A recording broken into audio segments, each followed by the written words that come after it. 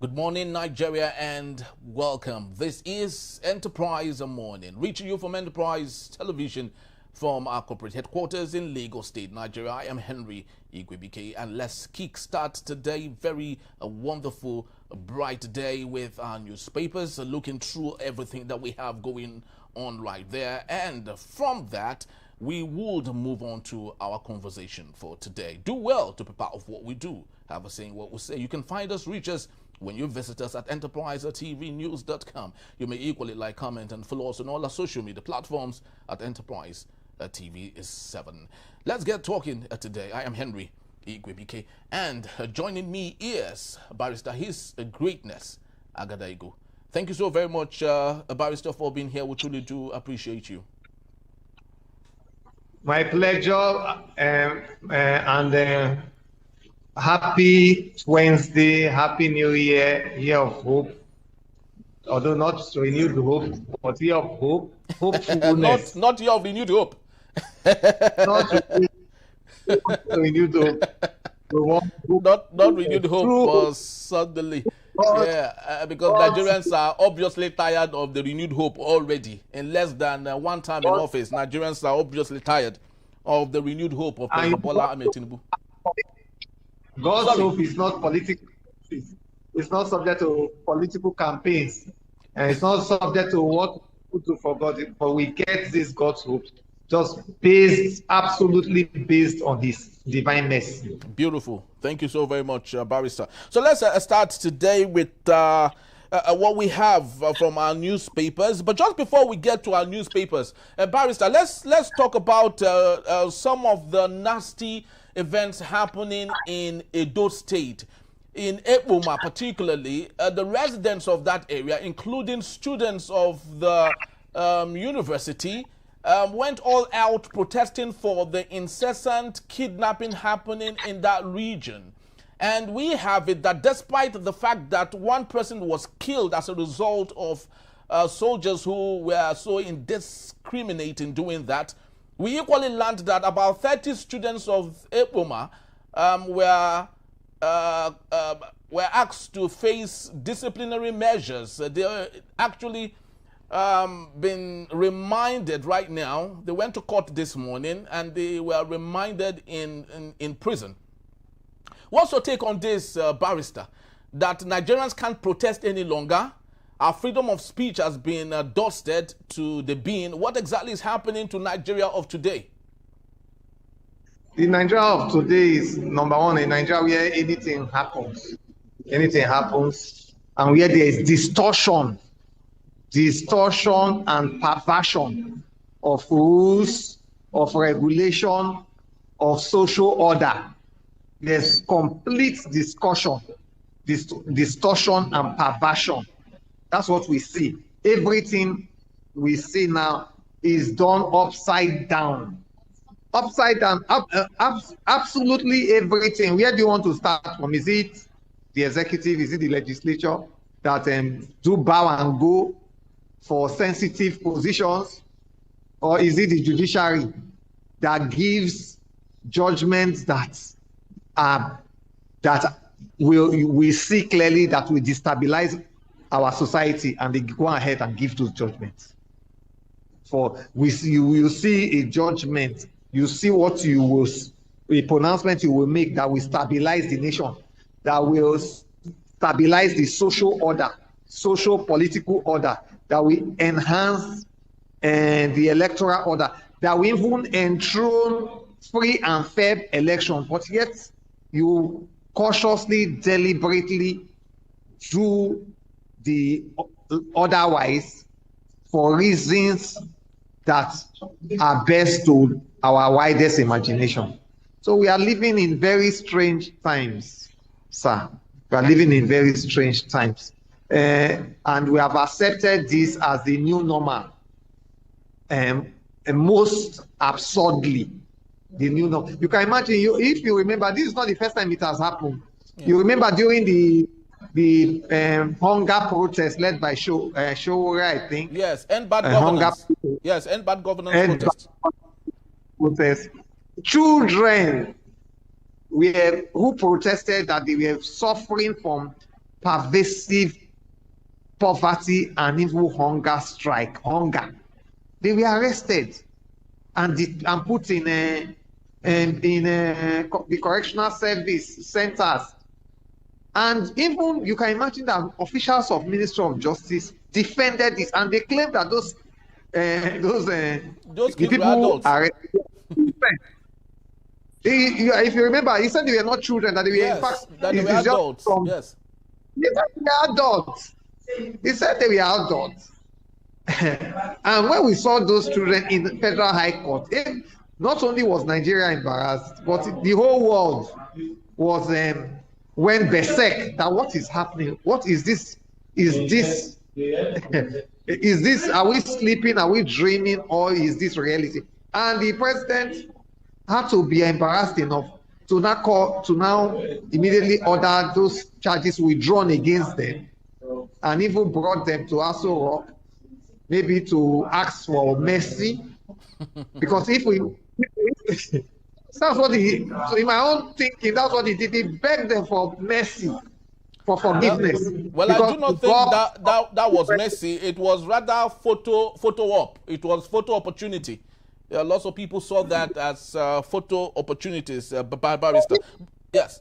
Yeah. Why I've gone down? I've not even gone down history lane. Why I just went something that happened a couple of months ago is to tell you that if our children, leaders of tomorrow, our future, can be arrested, not for stealing, not for killing, not for any violent activity, then tell me what is strange about arresting students of Ambusali University for protesting against bad governance again, but this time particularly against kidnapping and armed robbery?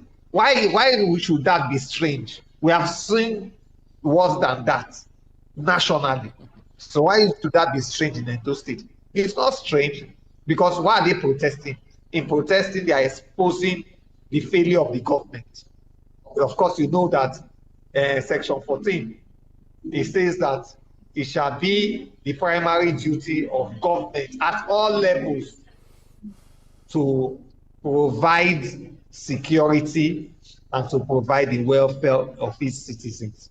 Well, barrister, that is actually very true, but the fact still remains that Monday Okwebolo, the executive governor of Edo State, is not seeing it from that angle. He is more fixated on getting President Bola Ahmed Tinubu re-elected in 2027. He promised about 2 to 3 million votes for President Bola Ahmed Tinubu in Edo State. So most of the students that were trailed to their hostels were caught actually debasing the out of a door, adverts of President Bola Ahmed Tinubu. They were seen, removing it and all, and that was why they were trailed to their hostels and were asked to come face disciplinary measures. But let's move to the Vanguard newspaper, barrister. Rivers crisis: why Fubara is yet to receive impeachment notice.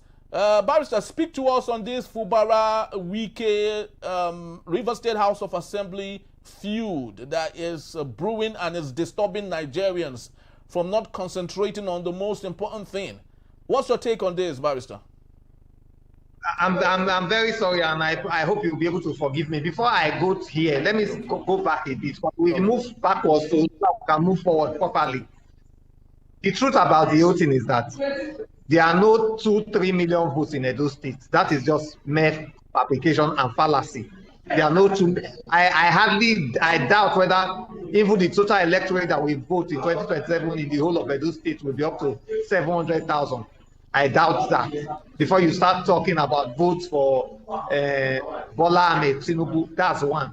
Secondly, if a diligent investigation is conducted, you find out that those who defaced Bola Ahmed Tinubu billboards were not those who were arrested. We are not those who were arrested. I'm sure you have seen time and time again where a crime happens in a particular place. After the vandals and hoodlums have long absconded, the police will go there and start arresting passers-by, residents, every person they can see, and they will hold them that these are the people who committed their crime.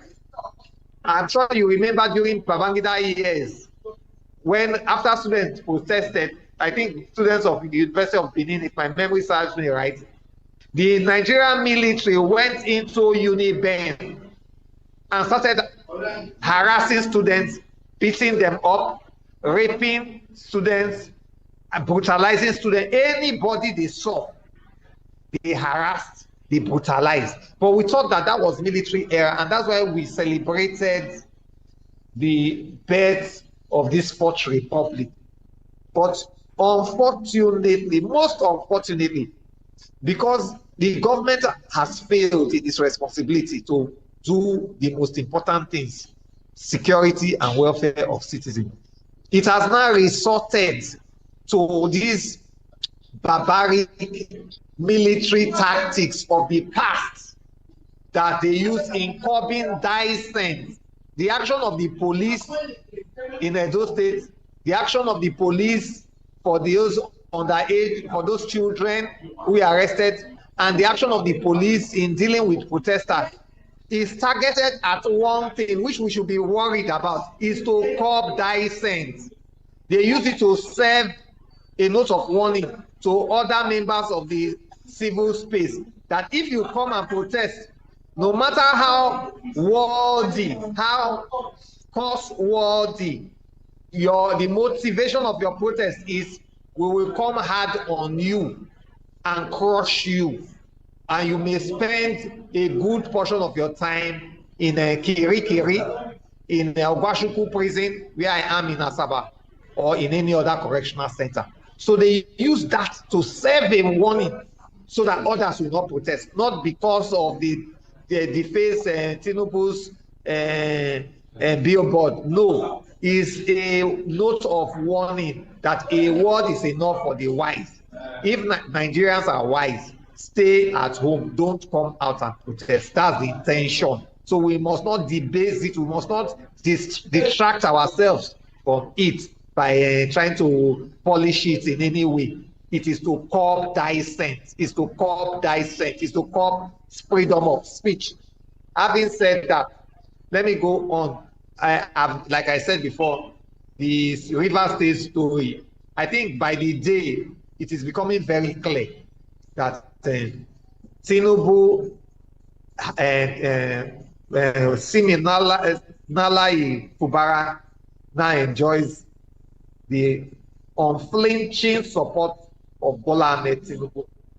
It's clear. I'm sure any analyst can see it without Tinubu probing deep. In fact, that's what Wike was doing when Wike went on his local government tour and we are making statements against the governor.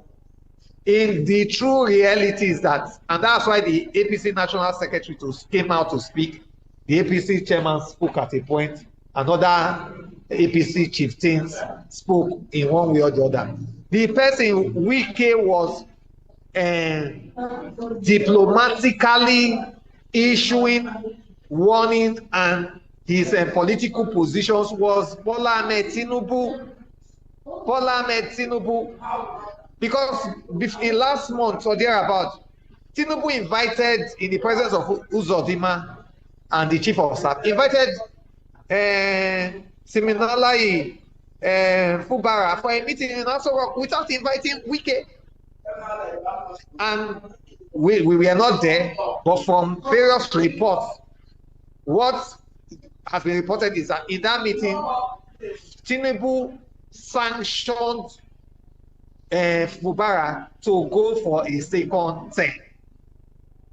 He sanctioned him. He sanctioned. It's not Fubara who, from what I see, it's not even Fubara who requested I want to go for second term. It's the president himself who sanctioned him, who mandated him that I want you to go for a second term. And then come why and is join Wike going against it then? Because to all purpose and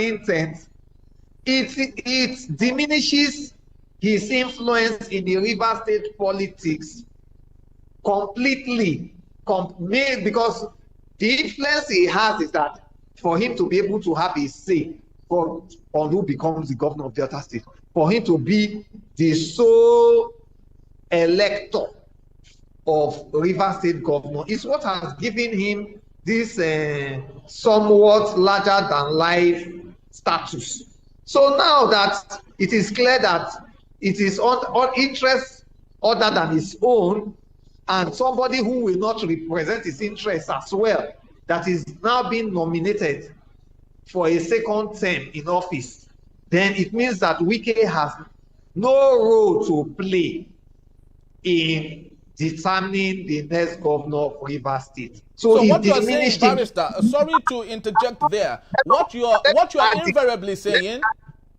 what you are saying, Barrister, is that President Bola Ahmed Tinubu is tired of Nyesom Wike and his activities and everything he's bringing to the table, because at this point, Fubara is more influential. Fubara has more voter desire than Nyesom Wike, isn't it? Not desire. Desire is not the proper terminology. Fubara has far more electoral value through not writing of results value, not a mago manipulative value. For in terms of the opinion, free opinion of the electorate in River State, Fubara has much more electoral value than Wike, and it is clear to all. You can even go out. You people practice investigative journalism. You can even take a trip to River State and just ask 100, take a poll from 100 Rivers residents, and you get the answers you seek. So, but I want to also say this is that it's not as if Wike has not been very useful to President Bola Ahmed Tinubu. In fact, Wike has been one of the most useful supporters in recent times to Bola Ahmed Tinubu's campaign for 2027, because he has, in a way, with Tinubu's support, help and resources available to the presidency, which he made available to Nyesom Wike, he has, of course, pulled down and greatly diminished the People's Democratic Party to a very, very large extent. And that nobody has enhanced that diminishing return of opposition parties' structure and capacity as Nyesom Wike has done. So it will be like outright gratitude for Bola Ahmed Tinubu to just come out and just disown him, that I don't have anything. Well, it may eventually get to that stage, but things we have to play pan out gradually to that. But even when you want to disown a political associate, it starts from one issue before it will have a spiral and boomerang to open confrontation. We have not gotten to open confrontation yet. They are trying to manage their differences diplomatically. That's why I'm telling you now that Wike on his own, Tinubu have not said anything personally against Wike. Neither, despite certain theatrics Wike may have released against the president, neither has Wike come out publicly to criticize the president. Instead, what he did was that he criticized Ribadu, he criticized Umahi's their visit to River State, but he did not criticize who sent them, because clearly they did not go to River State on their own. They were sent by the president. And the president which means, Barrister, that Nyesom Wike is indirectly, equally questioning the authority of President Bola Ahmed Tinubu. And let's not forget, you know the tendency of Nyesom Wike. He is someone that is very unpredictable. You can't see him coming. So do you see an out war with Bola Ahmed Tinubu anytime soon? That is what we, even I'm sure the president, in even seeking to make a deal, as it were, with Fubara, he understands the erratic nature of Wike and sees Fubara as a more consistent and predictable political associate. I'm sure he knows that very well. So eventually, this is going to go into all-out public disagreement. It's already dovetailing into that. I'm sure where the bubble will finally burst is when Fubara is now fully adorned as the APC gubernatorial candidate of Rivers State 1, and also when many of his disciples, his political godsons, maybe including his son, who is being speculated to want to go for House of Rep to represent Obiakpo, when many of them now lose the ticket of APC, when they lose it, and I'm sure it is at that stage that we can say that the bubble has busted and they have crossed the Rubicon. There will be no holding back.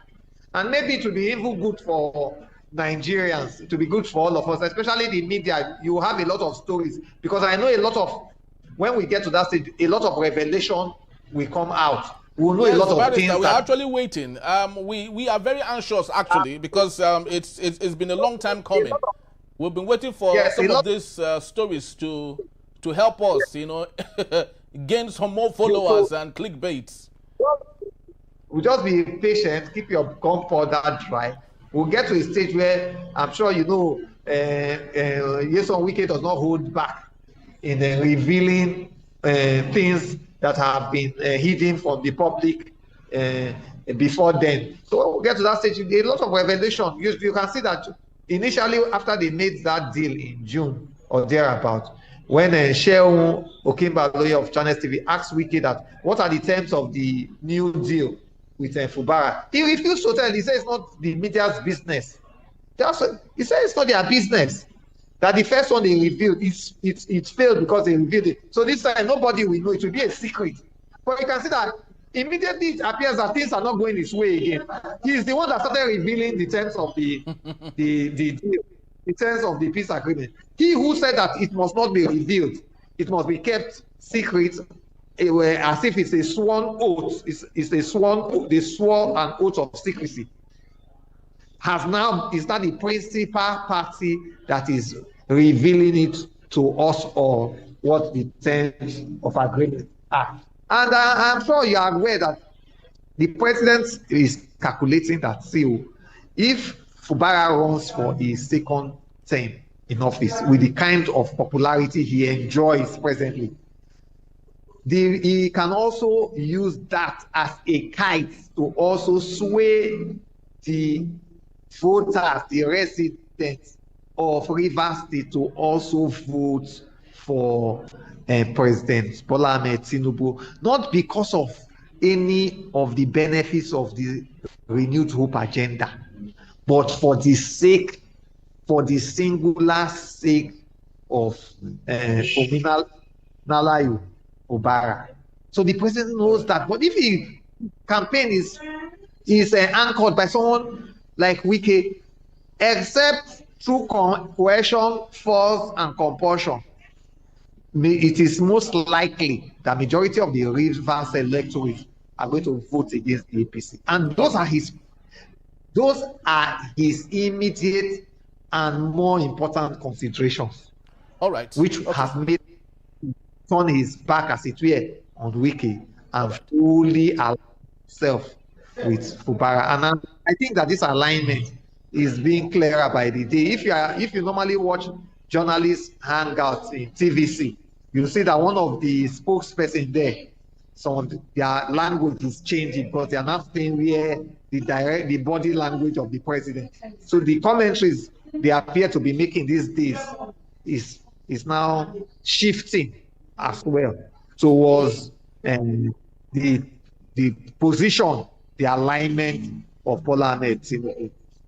All right. Thank you so very much, Barrister. Just to let you know that Barrister will still be here to take us on our main conversation. That is when we return. Shocking truth about Nigeria's elections revealed. That in the beat. Enterprise morning it is. Don't go anywhere. I'll be right back.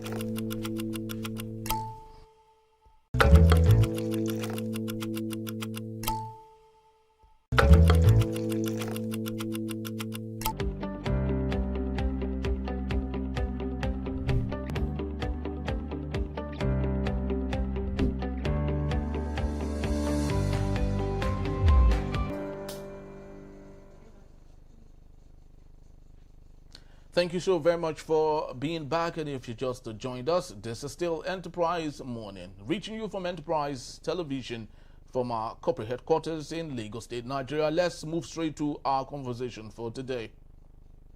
Former Sokoto State Governor and ex-Speaker of the House of Representatives, Aminu Tambuwal, has said elections in Nigeria are not fully determined by the will of voters, blaming systemic weakness and compromises in the electoral process. Speaking on Monday during an interview, Tambuwal noted that although Nigerians come out to vote, the final results are often altered during the collation stage. He explained that manipulations can occur at various levels, including polling units, wards, local government, states, and even at the national level, leading to outcomes that do not reflect the true choice of electorates. According to him, politicians frequently exploit loopholes in the system, especially during result collation and transmission. Tambuwal also accused some officials of the Independent National Electoral Commission INEC of compromising elections. He, however, expressed support for reforms to strengthen the process, particularly electronic transmission of results. On political parties, he argued that most lack clear ideology and merely serve as vehicles for personal ambition. Let's get talking. I still have His Greatness Agadaigo, a barrister, public affairs analyst. Thank you so very much, Barrister, for hanging on. My pleasure, and I'm so privileged that you are prepared to have me all the time. Thank you. Thank you so very much, Barrister. But let's get talking on this revelation by Tambuwal. It is not new to Nigerians, but it is very interesting. It is coming from people who have been part of this electoral crime. Barrister, you would remember Ibrahim Nasser Mantu, the former Senate deputy leader during Olusegun Obasanjo, who recently, a couple of years back, on national television, asked the Nigerians to forgive the PDP for helping in manipulating electoral results and rigging the elections. Just like Tambuwal has just stated, Ibrahim Nasser Mantu equally stated that they had participated in bringing in people that were not supposed to be voted for. Is this a very good revelation coming to Nigeria? Has the Holy Spirit descended on these people and made them to confess things that Nigerians are now seeing like so much like a strange event? Well, you know that the Bible says that we cannot do anything against the truth. We cannot do anything against the truth. We can only work for the truth.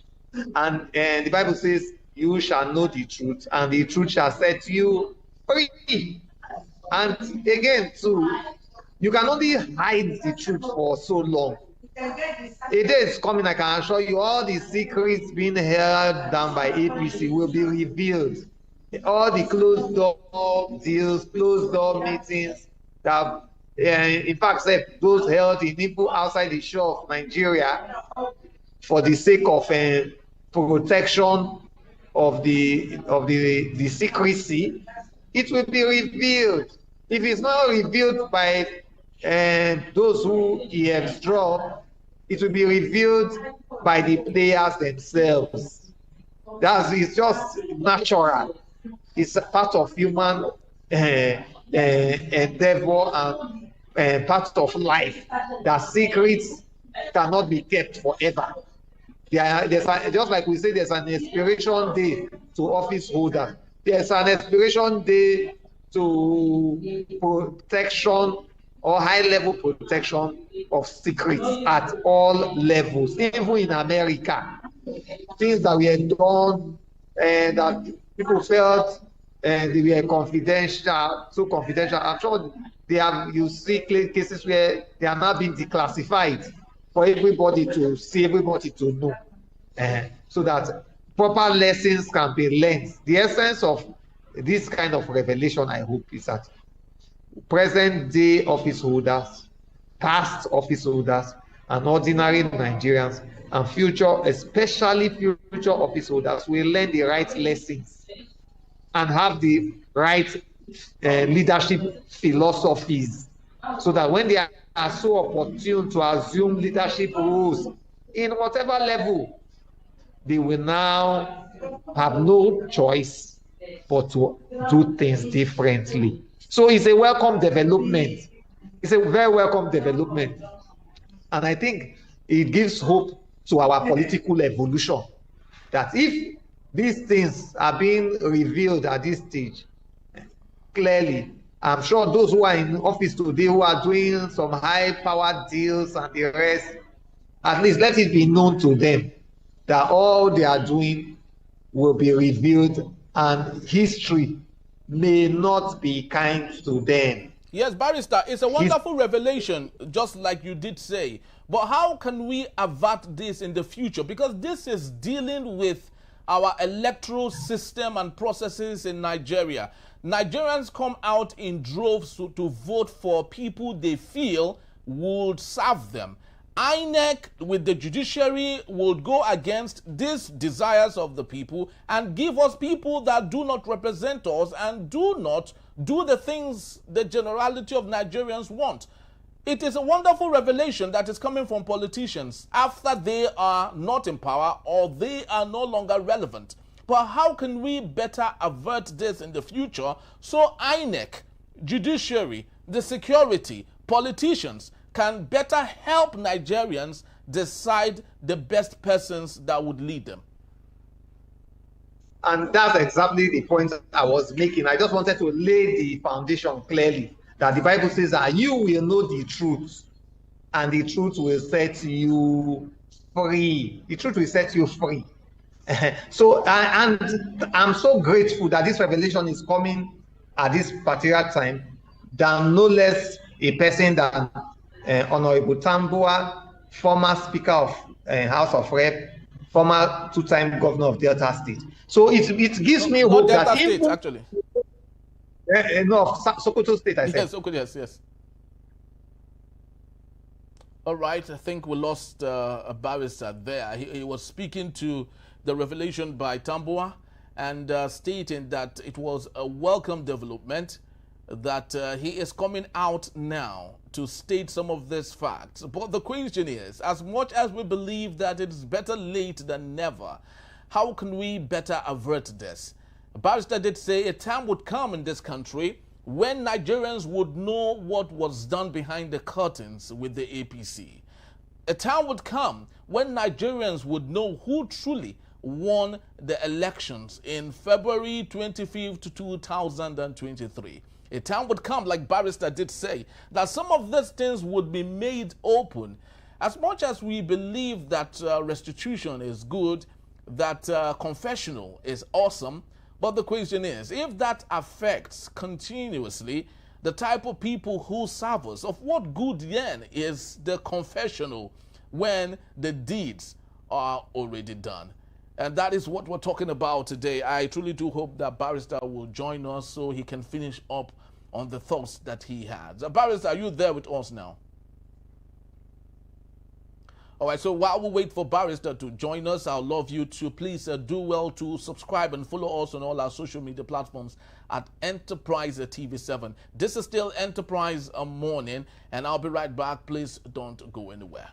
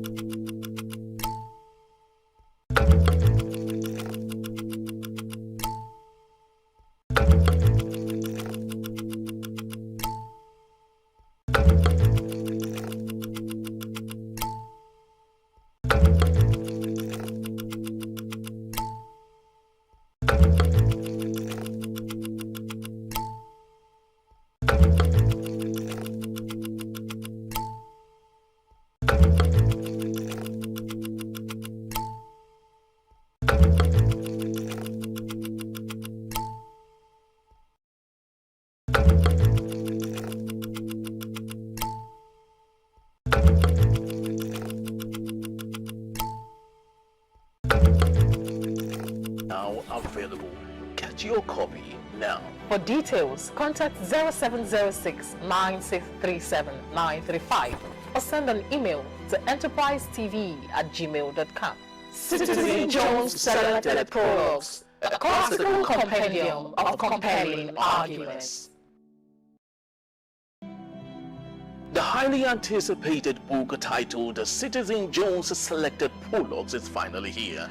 This explosive new book takes you on a journey through the finest writing of the ace journalist and broadcaster that will leave you inspired and informed. The Citizen Jones Selected Prologues of Volume 1 now available. Get your copy now. For details, contact 0706 9637 935 or send an email to enterprisetv@gmail.com. Citizen Jones selected prologues, a classical compendium of compelling arguments. Thank you so very much. It's glad having you join us yet again after that commercial break. So, Barrister, thanks so very much for being back. You were on your thoughts before we had that lost in communication. So you can continue, please. And so, as I said, the Bible says that we shall know the truth, and the truth shall set. We'll just be fooling ourselves. We can only walk with the truth, and we can only walk for the truth. Because at the end of the day, the truth will be revealed one way or the other. At the end of the day, the truth about the so-called glitch, portal glitch that was reported in 2015, in 2023, we will know a day is coming. We will not really know what truly the players, key players, will tell Nigerians, just like Tambuwal is doing now, what that glitch was really all about. And a day is coming. You know, in the Kano State election petition, governorship election petition, the judgment that came was different from the judgment. And at the end of the day, one of the panelists in that judgment was promoted to the Supreme Court, despite that very gross judicial violation. A day is coming, we will know what actually happened, what was inside. What was inside. A day is coming. You know, Nigerians, during the last presidential election petition, the judgment of the Supreme Court took about over 8 hours. I was having headache only. And at the end of the day, the overwhelming majority of Nigerians were not satisfied with the judgment. They believe that the judgment was travesty of justice. That's what majority of Nigerians believe. And I even challenge your TV station and you yourself carrying out investigative journalism to go outside your studio and take polls of Nigerians, what they think about that over 8 hours judgment of the Supreme Court. A day is coming where the true or otherwise ratio dissent, that is reason behind that over 8 hours judgment, will be revealed to Nigerians. All right, Barrister. Yes. So why we hope for? Let me answer your question. I just state foundation. Having said that, yes, there are lessons to be learned, and the lessons to be learned is that in our election, INEC is a factor, security agencies are a factor, but the biggest factor now, as we have seen it, is the judiciary. So we hope that these critical factors in ensuring free and fair election will learn their lessons and become born again, and act for not for the sake and benefit of 1, 2, 3, 4 politicians, but act for the sake and benefit of the vast majority of Nigerians who are their lords and masters. Nigerians, all these security agencies, INEC officials and INEC, and even the judiciary, including the Supreme Court, they must know and always know their lords and masters are the Nigerian people, who they are completely at their mercy in retaining their appointment and their appointed position So they must subject their whims and caprices, subject their motivations and intentions in fulfilling the will of their masters, lords, who are the vast majority of Nigerians. And again, so let me say this, and it should be clear now that from what we are seeing now, if it continues, bad pronouncement of courts at all levels is the greatest threat to the decimation of our democracy, Bad, I repeat, bad, completely bad and distasteful judicial pronouncement from courts of competent jurisdiction at all levels is the greatest threat, is the greatest obstacle, is the greatest form of obstruction to our democracy in Nigeria.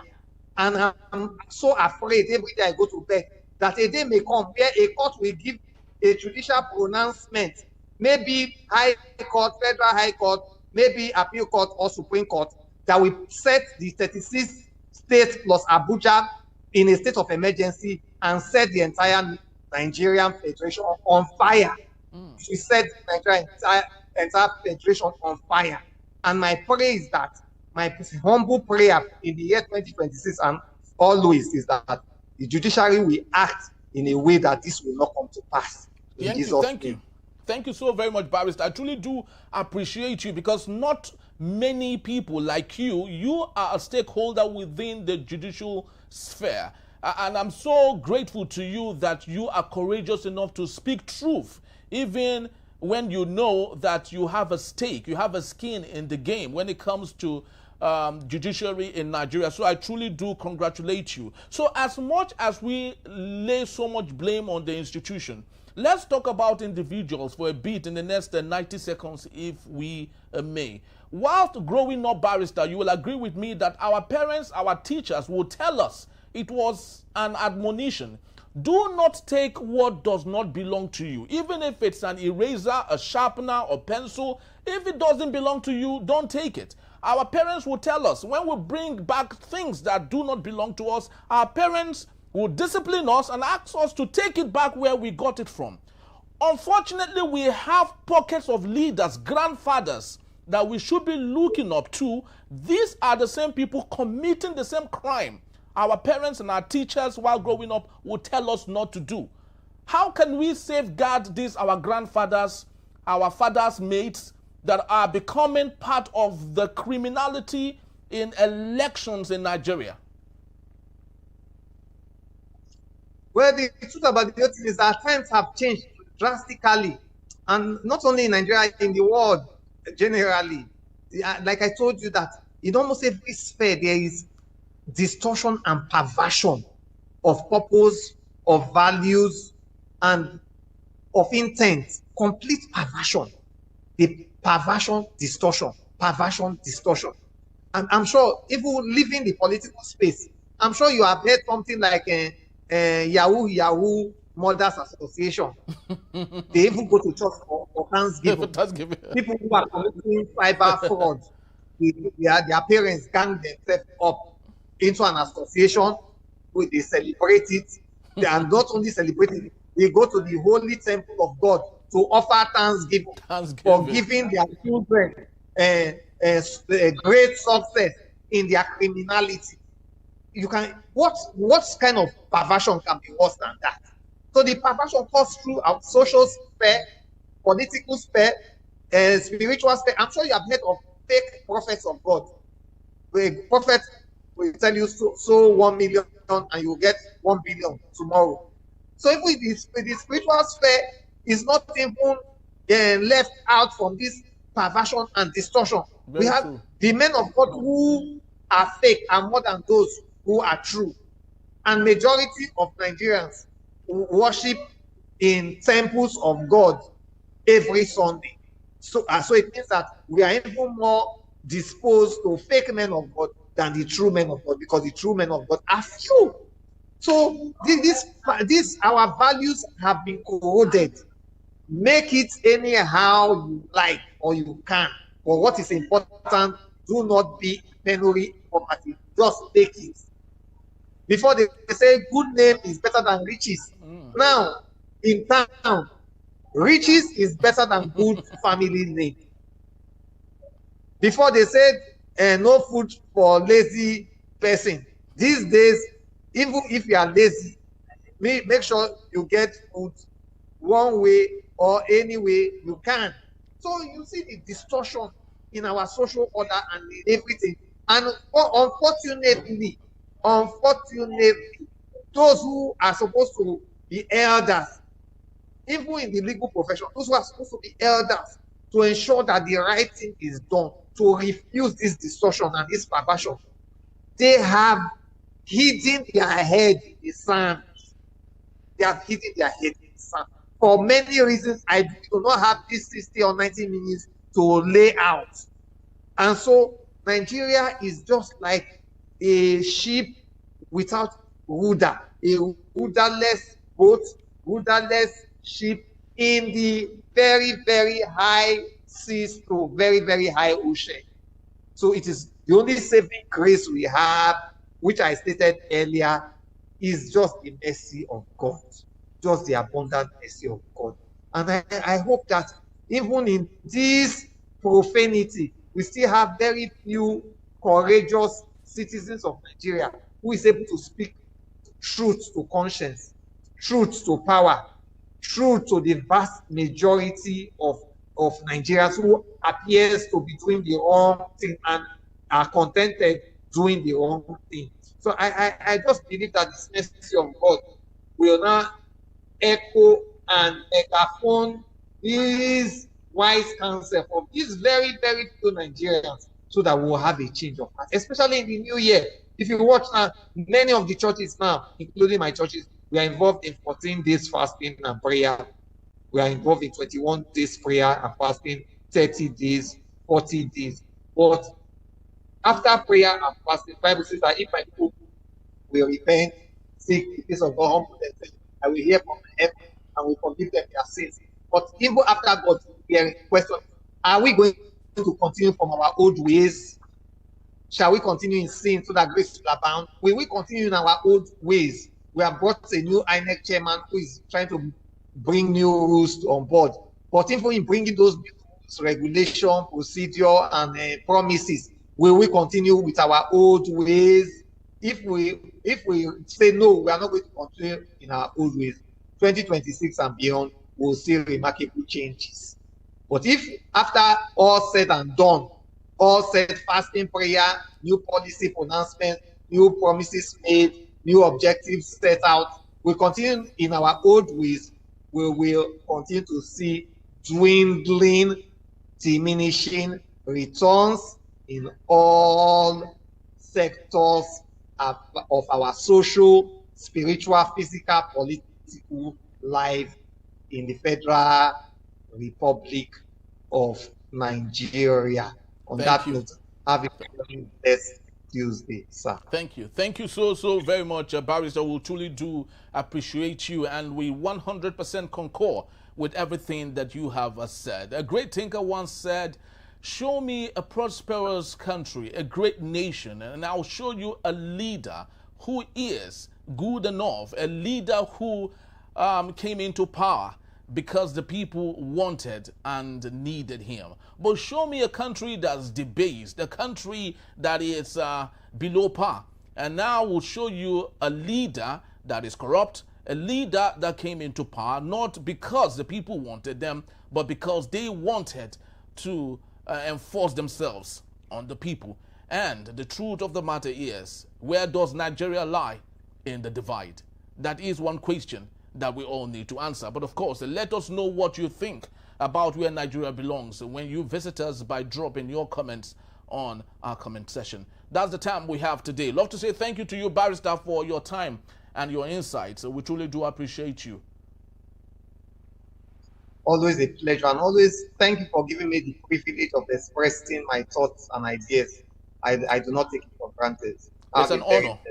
It's an honor, Barrister. Thank you as always. And that's about the time we have for today. We'd love to say thank you wherever it is you've watched from around the world. We'd love to say thank you. Please do well to visit us. You can find us at enterprisetvnews.com to read up on everything we've talked about today. You can equally visit us at Enterprise TV7 to rewatch, download, and share to your friends and folks if you may. That's our time for today. My name is Henry Igwe. Have yourself a splendid day. God bless you. God bless Nigeria. We wish us well, and we know Nigeria would be great someday. Bye-bye from me.